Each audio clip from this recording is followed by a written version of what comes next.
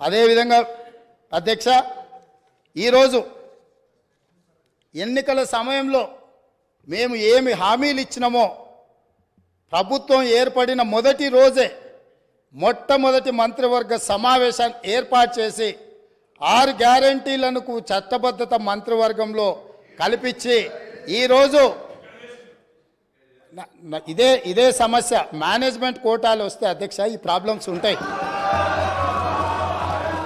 Management కోటాలు వస్తే ఈ ప్రాబ్లం ఉంటుంది.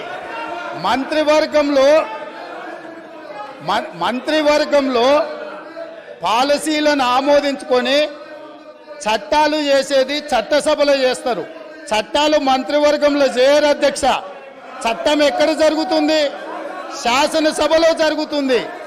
కాబట్టి మంత్రివర్గంలో తీసుకున్న విధానపరమైన నిర్ణయాలను చట్టబద్ధత కల్పించి చట్టం చేసేదే ఈ శాసనసభ.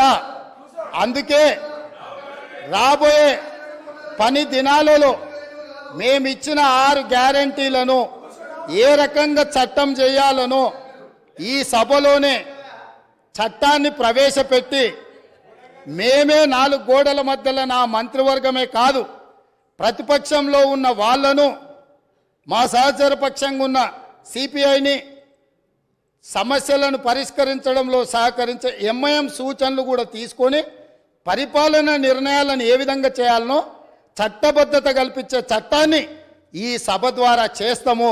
ఇందులో ఉన్న తేడాను మేనేజ్మెంట్ కోటాలో వచ్చిన వాళ్ళు గమనించాల్సిందిగా నేను కోరుకుంటున్నాను అధ్యక్ష.